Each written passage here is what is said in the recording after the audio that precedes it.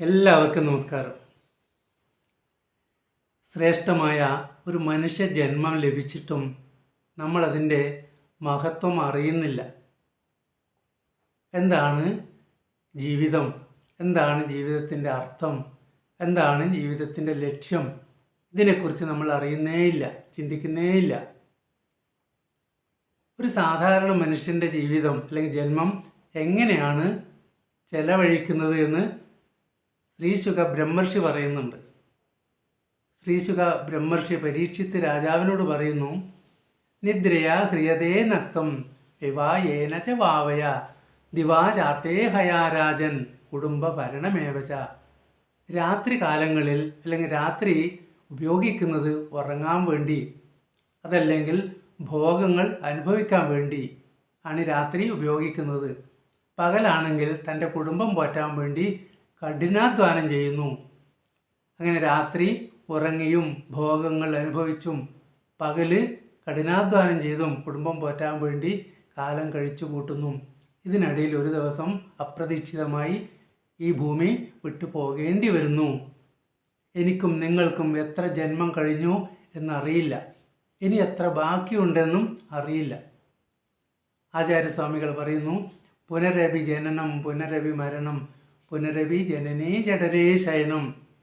അമ്മയുടെ ഗർഭപാത്രത്തിൽ വീണും ജനിച്ചും മരിച്ചും ജനിച്ചും മരിച്ചും ഇങ്ങനെ ഒരുപാട് ജന്മങ്ങളിലൂടെ കടന്നു പോകുന്നു. എന്നാൽ ഇതിന് ഒരു അവസാനം ഉണ്ടാകേണ്ടേ? അതിനെക്കുറിച്ച് നമ്മൾ ആരും ചിന്തിക്കുന്നേയില്ല. ആചാര്യസ്വാമികൾ പറയുന്നു, ബാലസ്ഥാവത് ക്രീഡാസക്ത, തരുണസ്ഥാവത് തരുണീസക്ത, വൃദ്ധസ്ഥാവത് ചിന്താമഗ്ന, പരമേ ബ്രഹ്മണി കോപിന ശക്ത. അതായത് കുട്ടിക്കാലം കളികളിൽ ഏർപ്പെട്ടുകൊണ്ട് ആ ഒരു ബാല്യകാലം കഴിക്കുന്നു.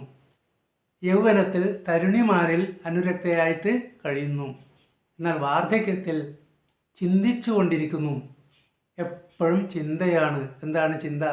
മരണത്തെക്കുറിച്ചാണ്. എപ്പോഴാണ് ഞാൻ മരിക്കുക എന്നതിനെക്കുറിച്ച് ചിന്തിച്ചു കൊണ്ടേ കഴിയുന്നു.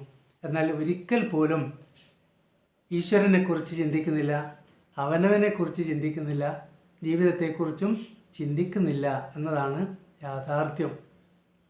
ഇങ്ങനെ ജനിച്ചും മരിച്ചും ജനിച്ചും മരിച്ചും ഈ ഒരു ചക്രത്തിൽ നിന്ന് ഒന്ന് രക്ഷപ്പെടണ്ടേ?